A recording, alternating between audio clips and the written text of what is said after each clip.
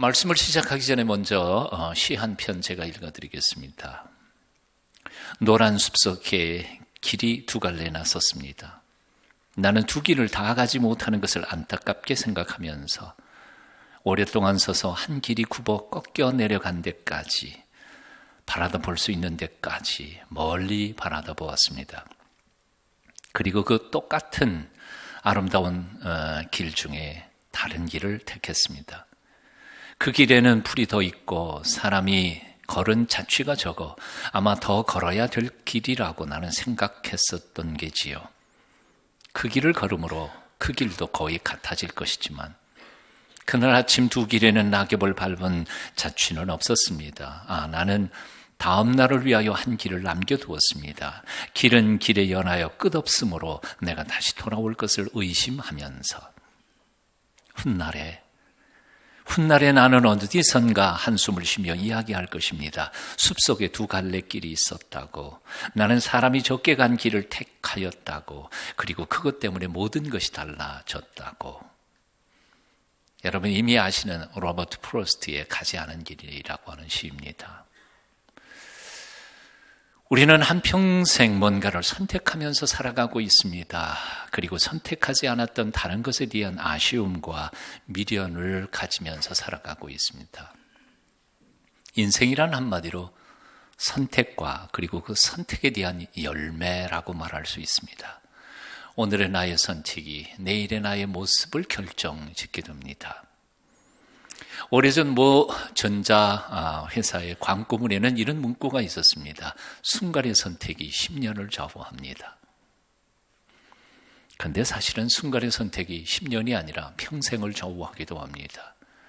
아니 어떤 때는 영원을 결정하기도 합니다. 아브라함과 롯의 차이는 어디에 있습니까? 선택의 차이였습니다. 눈에 보기에 좋은 대로 선택했던 롯은 소돔과 고모라의 비극을 만나지만 오직 믿음으로만 선택했던 아브라함은 복의 근원이 되었습니다. 에서는 팥죽 한 그릇에 장자의 명분을 팔아 넘겨버렸지만 야곱은 당장 아무런 도움도 되지 않는 그 명분으로 하나님의 축복을 받아 누릴 수 있었습니다. 무엇을 버리고 무엇을 선택할 것인가? 우리는 삶의 구비구비마다 매 순간 정말 깊이 잘 생각하면서 선택해야 할 것입니다. 오늘 본문 24절을 이렇게 말씀합니다. 믿음으로 모세는 장성하여 바로의 공주의 아들이라 칭함을 받기를 거절하고. 그렇습니다. 선택의 첫 번째 단계는 거절입니다. 거절하는 것을 배우지 않고는 진정한 참된 선택을 할 수 없기 때문에 그렇습니다.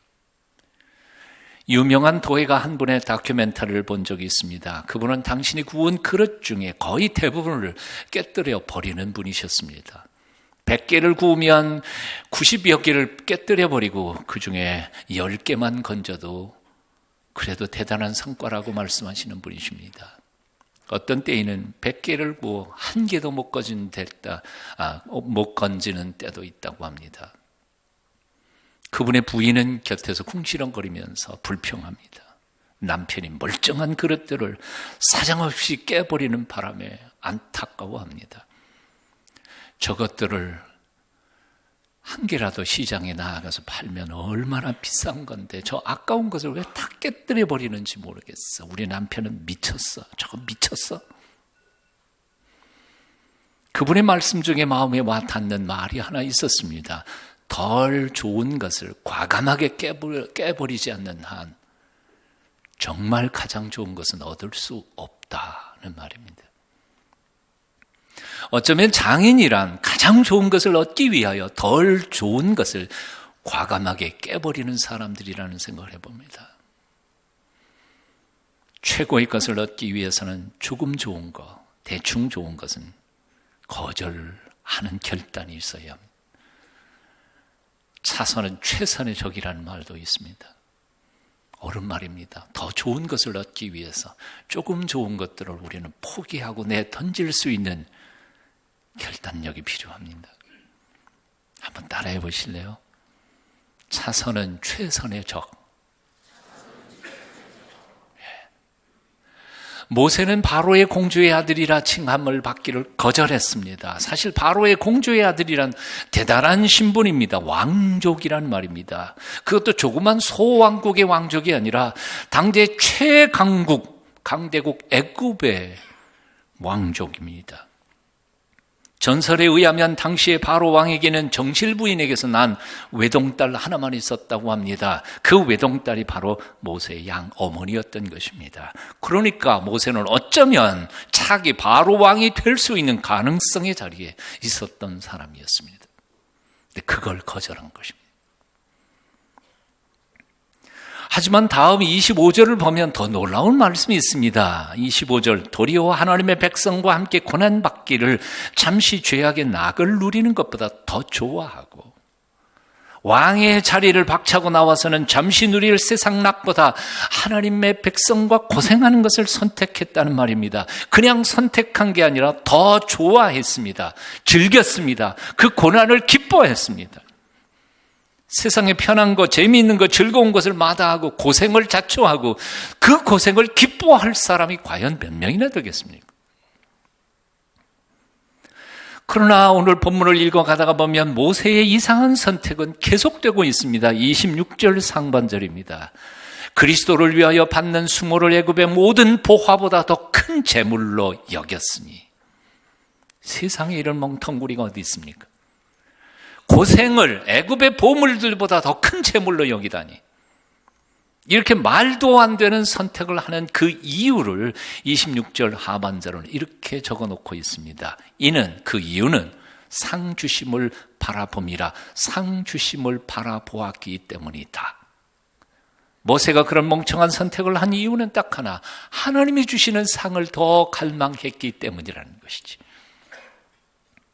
그러니까 모세가 바로의 공주의 아들의 자리를 거절하고 애굽에 잠시 죄의 낙을 누리는 것보다 하나님 백성과 고생하기를 기뻐하며 애굽의 그 엄청난 보물들보다 주님 위해 고생하는 것을 더 큰 재물로 여긴 단 하나의 이유는 장차 하나님께서 베풀어 주실 그 상이 자기가 지금 보고 있는 그것들과는 상대도 할 수 없을 만큼 엄청난 것임을 그는 깨달았기 때문이라는 것입니다. 우리가 이미 묵상했던 히브리서 11장 6절은 이렇게 말씀합니다. 믿음이 없이는 하나님을 기쁘시게 못하나니 하나님께 나아가는 자는 반드시 그가 계신 것과 또한 그가 자기를 찾는 자들에게 상 주시는 이심을 믿어야 할지니라. 우리 크리스찬의 믿음의 두 가지 내용이 뭡니까?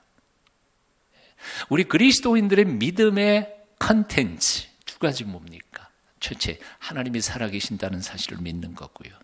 두 번째, 그 살아계신 하나님이 하나님을 찾는 사람들에게 엄청난 상급을 주시는 분이시라는 사실을 믿는 거고요. 여러분 믿으십니까? 하나님 살아계신 거 믿으세요? 하나님을 찾는 자들에게 상 주시는 이심을 믿으십니까? 모세는 믿었단 말이에요. 모세가 바로의 공주의 아들의 신분이 얼마나 높고 대단한 것임을 왜 몰랐겠습니까? 모세가 세상의 즐거움과 낙을 왜 몰랐겠습니까? 애굽의 재물이 얼마나 엄청난 보물인지를 왜 몰랐겠습니까? 다 알았습니다. 아니, 누구보다도 더 잘 알았습니다. 왜냐하면 모세는 애굽 궁궐에서 40년 동안 왕족으로 살았기 때문입니다. 그 호화스러운 삶을 다 겪어본 사람입니다. 하지만 모세는 하나님께서 장차 당신의 백성들에게 주실 그 상급은 자신이 누려본 그런 것과는 비교할 수 없을 만큼 영광스러운 것임을 그는 발견했기 때문이었습니다. 그래서 세상 사람들이 한 번만이라도 그런 자리에 그런 보물, 그런 쾌락을 누리기를 갈망하는 그것을 단번에 거절하고 고생의 길을 찾아간 것이었습니다. 이런 점에서 보면 사도 바울도 모세와 똑같은 얘기를 하고 있음을 봅니다. 로마서 8장 18절입니다. 생각하건대 현재의 고난은 장차 우리에게 나타날 영광과 비교할 수 없도다. 고린도후서 4장 17절 이하입니다. 우리가 잠시 받는 환난이 경한 것이, 가벼운 것이 지극히 크고 영원한 영광에 중한 것을 우리에게 이루게 함이니. 그렇습니다. 모세는 정신 나간 사람이 아니었습니다. 아니, 오히려 그는 보통 사람들은 바라볼 수 없었던 영광스러운 미래의 세계를 꿈꾸고 있었던 사람들이었습니다. 오늘날 세상 영광은 아무것도 아닐 만큼 그렇게 엄청난 하늘의 영광을 그는 기대하고 세상의 찰나적인 쾌락을 포기해버린 것이었습니다. 진짜 다이아몬드를 가진 사람은 가짜는 눈에 차지 않는 법입니다. 진짜 명품을 가진 사람은 짝퉁은 돌아보지도 않습니다. 하늘의 영광을 맛본 사람은 이 땅의 영광은 쳐다볼 가치도 없는 것입니다. 그래서 사도 바울은 삼층천 하늘의 영광을 체험하고 난 후 이 세상에 자기가 누렸던 것, 자기가 갈망했던 것을 배설물로 여기고 죽어라고 사명의 길을 달려간 것입니다. 그리고 그것을 아직도 모르는 에베소 교회 성도들을 위하여 간곡하게 기도합니다. 에베소 1장에 보면 이런 사도 바울의 기도가 등장합니다. 우리 주 예수 그리스도의 하나님의 영광의 아버지께서 지혜와 계시의 영을 너희에게 주사 하나님이 어떤 분인지를 알게 하시고 너희 마음의 눈을 밝히셔서 그가 부르신 소망이 무엇이며 성도 안에서 장차 하나님이 주실 기업의 영광의 풍성함이 어떠한 것인지를 알게 하시기를 원하노라. 우리가 사실이요, 믿음이 없는 이유가 뭔지 아세요? 마음의 눈을 열어 하나님의 나라의 영광을 못 봤으니까요. 못 봤으니까요.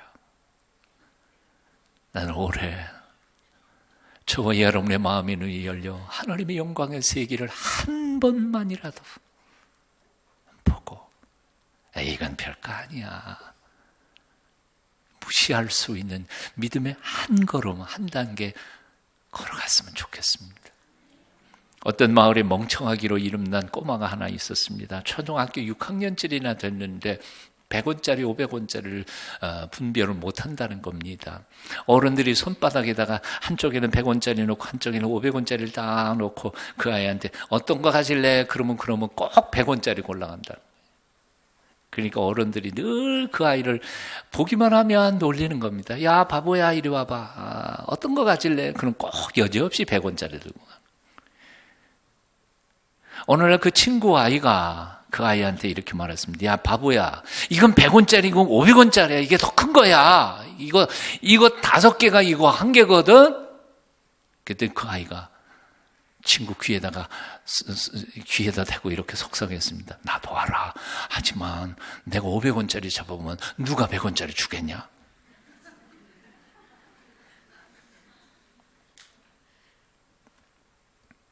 묻습니다. 이 아이가 멍청한 아이입니까? 아니요. 요즘 어떤 분들이 말씀하는 것처럼 표현을 빌리면 어른들 찜쪄 먹는 똑똑한 아이예요. 와, 무서운 아이예요. 바로의 공주의 아들이라 칭함을 받기를 거절했던 모세. 잠시 세상의 낙을 누리기보다는 하나님의 백성과 고생하기를 기뻐했던 모세. 하나님을 위한 고생을 애굽의 모든 재물보다 더 큰 재물로 여겼던 모세. 그는 결코 정신 나간 사람이 아니라 오히려 참으로 인생의 지혜를 알았던 지혜로운 사람이었던 것입니다. 사랑하는 여러분, 한 번밖에 못 사는 인생 어떻게 사실랍니까? 요즘 어떤 것을 거절하고 어떤 것을 선택하시면서 살고 계십니까? 남들이 뭐라든 간에 똑똑한 선택, 올바른 선택을 하시면서 살아가는 한평생이 되시기를 축원합니다. 시편 1편에 보니까 하나님께서 우리 앞에 2개를 두셨어요. 신명기 28장에 보니까 하나님께서 우리 앞에 2개를 두셨어요. 뭐예요?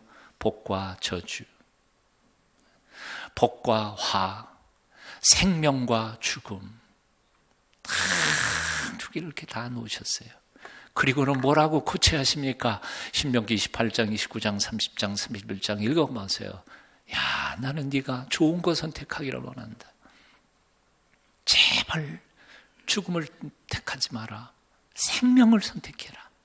저주를 택하지 마라. 축복을 선택하라. 이것은 마치 돌잔치 할 때 돌제비하는 거하고 비슷한 거라고 생각합니다. 예. 돌대나이 앞에다가 이렇게 상을 만들어 놓잖아요. 거기다가 과자도 놓고 장난감도 놓고 바나나도 놓고 실타래도 갖다 놓고 청진기도 갖다 놓고 연필 공책 다 갖다 놓고 지옥에 놓고 요놈이 자고 오니까 뭘 가지기를 원해요? 부모의 욕심이 있잖아요. 예. 과자 집으려고 아니 저거 장난감 지금 아니다 이놈아 요거 그리고 돈이나 아니면 연필이나 이런 거 집으라고 그랬잖아요. 근데 하나님 마음도 똑같은 것 같아요. 이렇게 놔주시고 우리를 향해 얘야 좋은 거 선택해라. 그거 아니다. 오늘날 우리는 주어진 삶을 살아가면서 수많은 선택 앞에 서 있게 됩니다. 어떤 이는 눈에 보이는 돈 몇 푼 잠깐의 인기에다 목매달고 그것이 사라질 때 인생도 함께 무너지는 것을 봅니다. 하지만 어떤 이는 눈에 보이지 않는 신령한 세계를 사모하면서 살다가 찰나적인 삶 속에서도 천국을 소유한 기쁨과 감격으로 살아가고 있음을 봅니다. 요즘 무엇을 선택하며 어떤 길을 걷고 계십니까? 그리고 여러분의 선택의 기준은 근거는 무엇입니까? 결론부터 말씀드리면 이런 거죠. 여러분 느낌대로 선택하지 마십시오. 경험과 상식으로 여러분의 지식으로 선택하지 마십시오. 오직 영원토록 변치 아니하시는 우리 인생의 주인이신 하나님의 말씀에 근거해서 성령님의 인도하심에 민감해서 선택하십시오. 우리의 경험이 반드시 옳지 않을 때가 있다는 사실을, 우리의 느낌이 반드시 옳은 게 아니라는 사실을 깨달을 때가 참 많습니다. 아주 오래전 얘기입니다.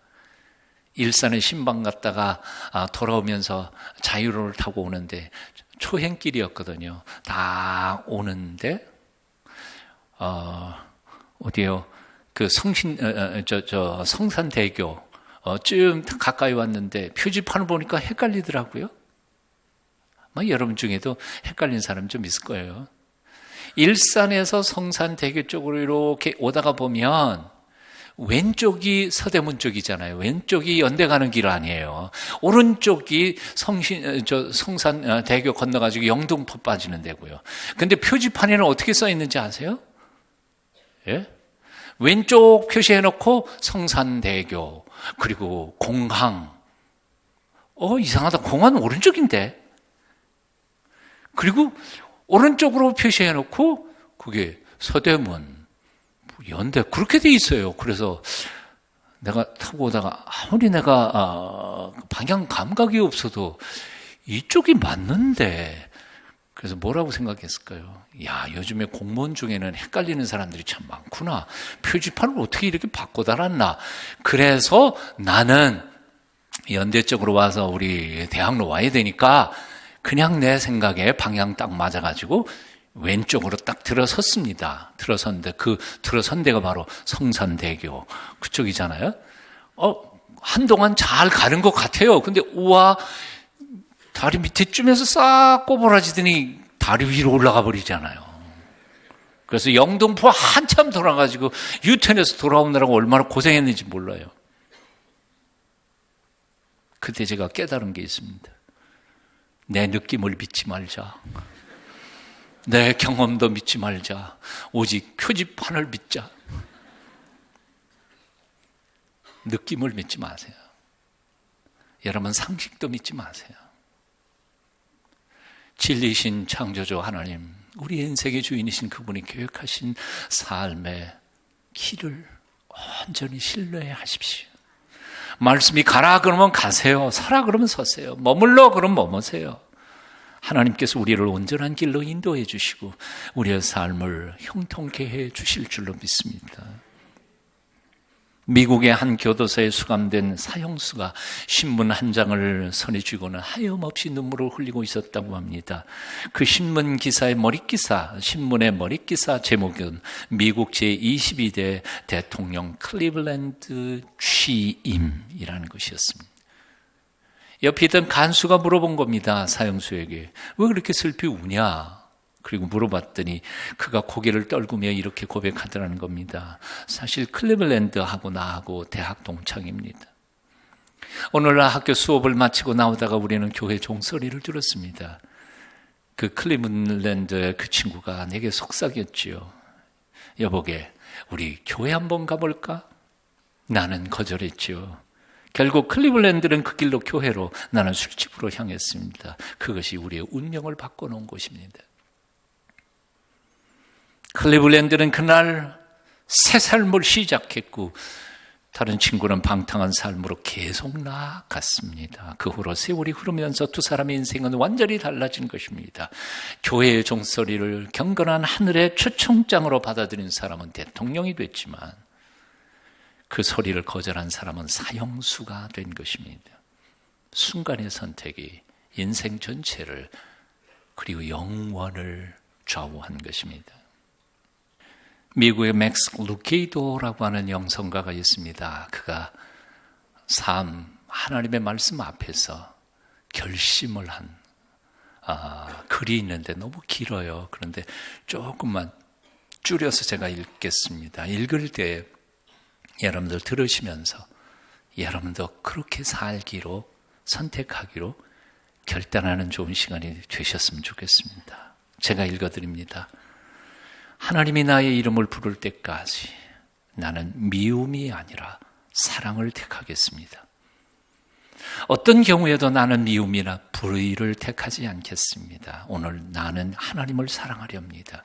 그리고 하나님께서 사랑하시는 모든 것들을 사랑하려 합니다. 기왕이면 나는 슬픔보다는 기쁨을 선택하겠습니다. 나의 모든 삶에 하나님을 나의 하나님으로 초청합니다. 게으른 철학자들의 냉소적인 삶은 기꺼이 거절하겠습니다. 나는 싸움보다는 화평을 택하겠습니다. 내 자리를 뺏는 사람을 저주하기보다는 오히려 그 자리로 초대하겠습니다. 시간이 너무 오래 걸린다고 불평하기보다는 차라리 기도할 시간을 주심에 감사하겠습니다. 나는 작은 악이라도 버리고 선을 택하겠습니다. 부정한 것을 취하기보다는 차라리 한푼 없이 살겠습니다. 교만하기보다는 차라리 멸시받겠습니다. 비난밖에 없어 고백하겠습니다. 나는 정말 참된 선을 택하겠습니다. 나는 충성을 선택하겠습니다. 오늘 나는 나의 약속을 지키겠습니다. 내게 돈을 구워준 이들이 결코 후회하지 않도록 반드시 갚겠습니다. 나를 도와주는 이들이 결코 나의 약속에 의혹을 가지지 않게 하겠습니다. 내 사랑하는 아내가 내 사랑에 대하여 의심하지 않도록 하겠습니다. 나는 온유를 택하겠습니다. 세상의 힘으로 얻을 수 있는 것은 아무것도 없기 때문에 폭력보다는 부드러움을 택하겠습니다. 내가 목소리를 높일 때에는 오직 찬양할 때뿐이요, 내가 손을 들 때에는 오직 기도할 때뿐이며, 내가 뭔가를 요구할 때에는 오직 나 자신에게만 그렇게 할 것입니다. 나는 절제를 선택하겠습니다. 나는 내가 영적 존재임을 잊지 않겠습니다. 내 몸이 죽을 때에 나의 영혼은 하늘로 솟아오를 것입니다. 결국에는 썩어질 것들이 나의 영원한 것을 통제하지 못하게 하겠습니다. 그렇게 사는 나의 날들이 마감될 때, 그때 나는 주님 안에서 평안히 쉴 것입니다. 아멘. 이 아름다운 결단이 여러분의 결심이 되시기를 축원합니다.